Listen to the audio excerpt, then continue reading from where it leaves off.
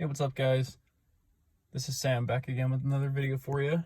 And today's video, we're going to be talking about something a little different than what I normally have posted.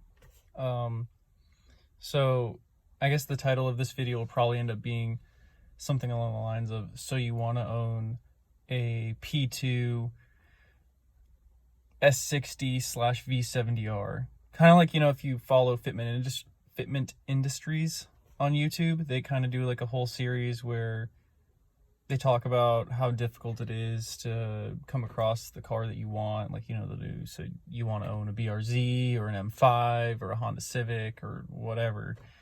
So this is going to be kind of along the same lines, just a lot more in depth. I'm going to give you the good, the bad, not necessarily from my experience, but just from most people's experience owning these, what I've seen on forums, what I've personally come across. And yeah, so I guess I'll let you know what this is. This is a 2007 Volvo V70R. So the difference between an S60 and a V70, if you guys aren't too familiar with Volvos, is an S60 is the sedan version of this car, and the V70 is the wagon version. So I have the wagon version also in the 6-speed manual, and I'm just going to let you guys know some of the common issues these have with reliability and just user friendly things, the interface. Going to go over what engine's in it, what makes it special, because these are a little special these days. They're a little harder to come across. So I guess we'll start out with some of the common issues with these cars. And one of the biggest issues with these cars, if you have the R variant of the S60 or V70 on the P2 chassis, is the cylinder walls are extremely thin.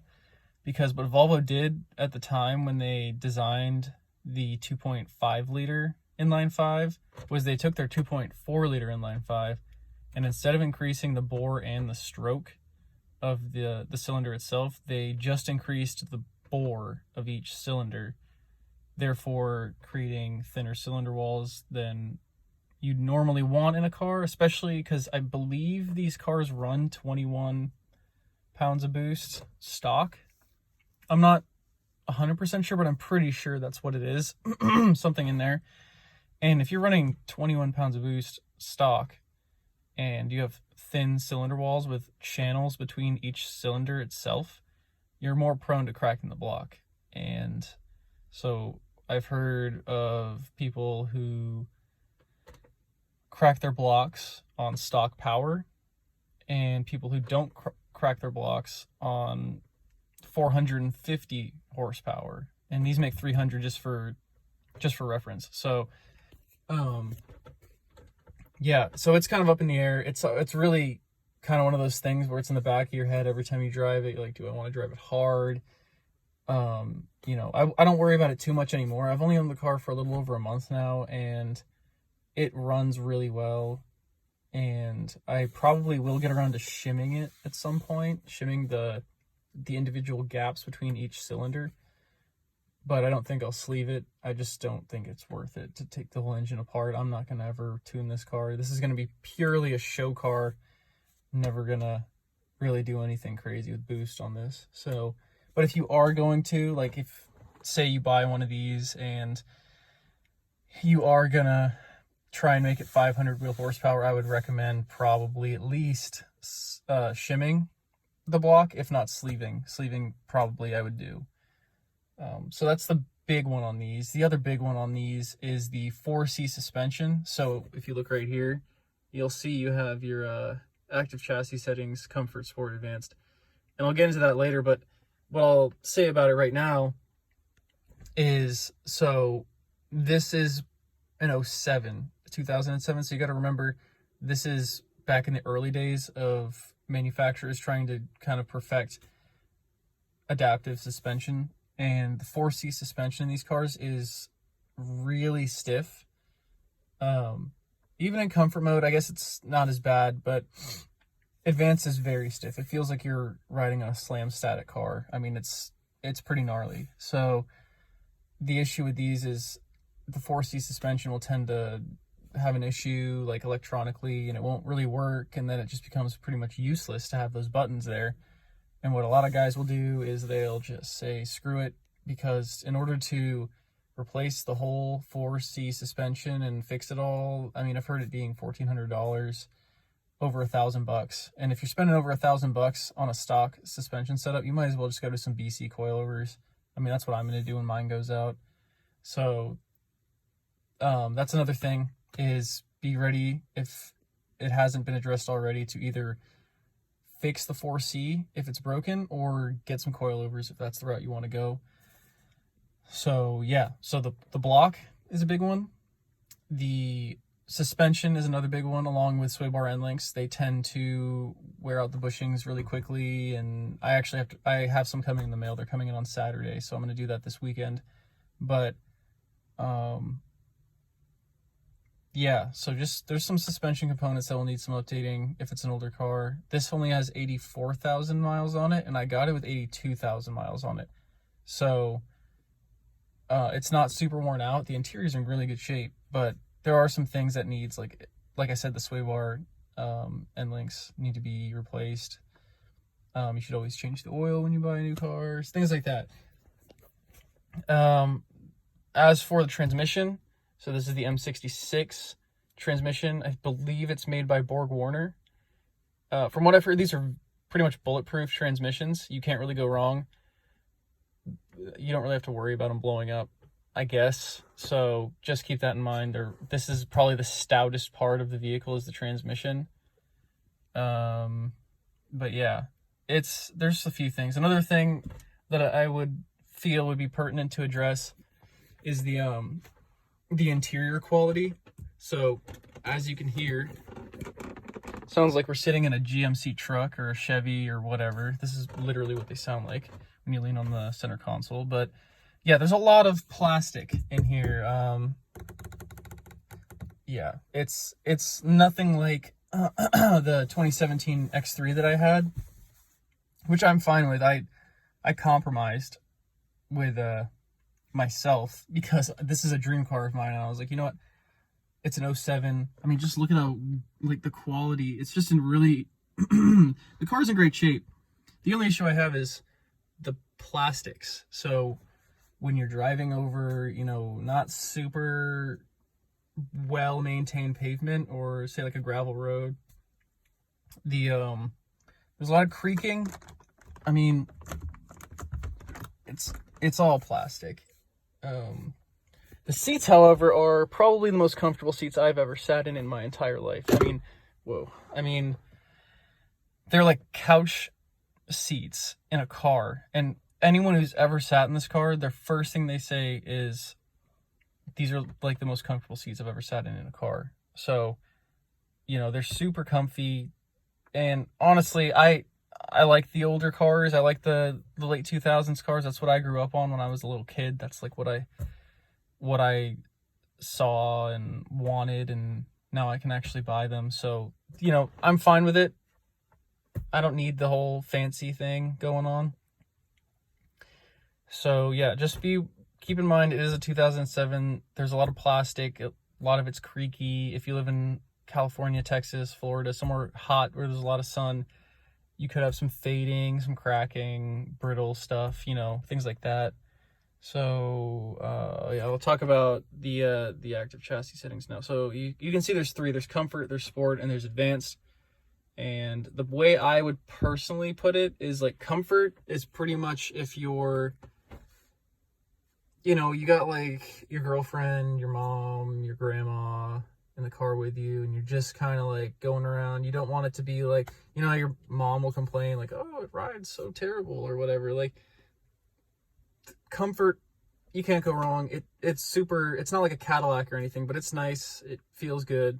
Sport is like when you're, you know, going around town doing stuff by yourself. You're just kind of having fun with it. You're not, you know, you're not getting super into it, but it'll still corner all right. It's mostly for cornering. I've noticed a little bit of like steering input too with these. The higher up you go in the chassis setting, the more like stiff this gets, and throttle seems to be a little more awake, I guess. So sport is kind of like you're just having some fun in town, and advanced is like when you go down a back road and you're really diving into corners, or you take it to a track. Advanced is pretty fun. I actually tend to drive it in advanced more just because it feels much quicker in advanced. I don't know why, maybe it's a placebo, but it really does feel quicker.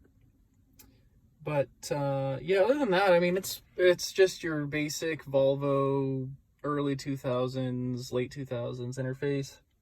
So you got, all your basic stuff. It's just a radio and a climate control little section. You do have a little spot for a car charger. You can see there's your child door lock and your dynamic stability traction control button, which I've heard, I mean, you can disable it, which is pretty much like you can, what's the word? You can kind of like kick it down a little bit, but you can't turn it off all the way. I do think I haven't looked at the manual. I haven't read the whole manual or looked into it too much, but I do think you can turn it completely off, but there's like a sequence you have to put in. That's what I've heard. But yeah. So let's see what else. I do think the interior is pretty timeless. You can see how dirty my floor is over there. Sorry about that. But yeah, it's cool because like the door cards have that blue with the black with the silver, and you got this I think that is cold, so I think that is metal. Yeah, there's a lot of stuff in there, that's why it's not closing all the way. But yeah, I think that it's really cool, like that, especially this is like my favorite part right here. So this vent is like, it's bent in a way to kind of fit that piece. I think that's really cool. But so that's pretty much all I wanted to cover with that specific area of the car. So I'll move into the engine, show you guys what that's all about, and then I'll show you what the car itself looks like for those of you guys who don't know. And then actually before I get out, I'll kind of show you what the screens look like right here. Let's see if we can get it to focus. So yeah, that's what the little screens look like. You got your time, your temperature, yeah, that voice, mileage, coolant temp, fuel, yeah, all your basic stuff. So it's pretty straightforward. And let's get out. You can see it's got some R badging right here on the door. You got some R badging right here. There's definitely a lot more to show you guys with the R badging stuff. So more R badging with the 4-piston Brembos, which is pretty sweet. These are 17-inch. I believe they're called the Pegasus wheels. More R up front. Whoa. And then, believe it or not, there's probably some more R under the hood. Yep. So this is the 2.5 liter inline 5-cylinder. It makes 300 horse, I believe high twos, 290 foot-pounds. And with the manual, it's different. I mean, I've heard a bunch of different stuff, like auto and manual, there's different variations, whatever. So all I've done to this so far is I've put this filter on it, just purely for the noise factor. I don't really intend on doing anything crazy like I did on my older cars. So I like to keep this fairly stock. But you can see the blocks, or at least the cover is kind of cool. This is actually the intercooler hot side from the turbo. So that's kind of cool. It goes right over the top like that. And here's what it looks like. It's a little windy out. So yeah, I think it looks pretty good. I just got the windows tinted on here, so. And believe it or not, we got more R. Shout out to IPD. And yeah, so this is what we're looking at from the back. I'll show you the trunk. It's super crowded right now, but maybe that'll give you a good idea. Oh, it's locked. I don't have the keys.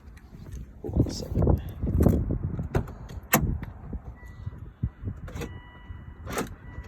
Okay.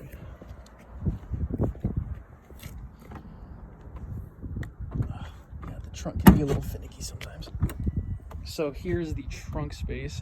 These are the ramps, because like I said, I was doing the oil change on it, and but yeah, there's a lot of space, and you can actually fold those seats down back there, so you get quite a bit of space. And yeah, that's that. And this is the back seat. Good space. It's a wagon, so you get the added factor of having space. And you also, with the R, get the dual exhaust tip, which actually runs all the way up to the to the resonator. So if you think about it, you have your downpipe from your turbo, your cat, and then right after your cat, I believe, it goes into a resonator, which then comes out as a dual system from the resonator back. So it's actually kind of a dual from the cat back, I guess, but not really.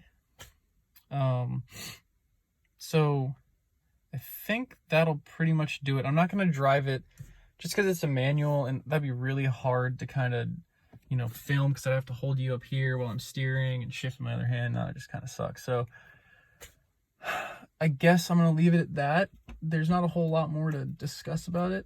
If you guys have any questions, comments, concerns, I'll address those in the comments, or make another video if you want to see more. Kind of in a rush right now, so I don't really have a whole lot of time to do a full review, but if you are looking at getting one of these, I will say that you should definitely hop on it if it's in good condition. The only reason I bought this was because the condition it was in such good condition. I couldn't believe it. The guy had meticulously maintained it. He went up to the Volvo dealership that's in my state, which is like 300 miles away, and he got the blower motor done for me before I bought the car, just because he wouldn't want to sell me a car that was having issues. So try to find yourself an owner like that who really cared about the car, and he had detailed vehicle history, so make sure you look at that. If they do have it, definitely do your research though. Be ready for any issues. I haven't had any yet, and it's only been like a month and a half, I think, but I know what to try to mitigate early on by doing preventative maintenance, like suspension work, or running a certain coolant or oil. Like, just do your research if you are going to buy one of these, because they can be temperamental, but for the most part, they're really good cars. They are Volvos, so they do have some good reliability aspects with them as well. They're very analog still, but they tried a little too hard with the chassis setting thing, like I said earlier. But yeah, let me know what you guys think, and I'm sure I'll probably be addressing this car in the future. I do have some big plans for it, so I'll keep you guys posted on that. I'm not going to do like a whole vlog thing with the car. That's just not really my style. I couldn't really get into that. I'm too busy and stuff with work, but with I will keep you guys updated on what I have going on with it every few months or something like that. And if you guys are interested, let me know. And yeah, I'll talk to you guys next time. Later.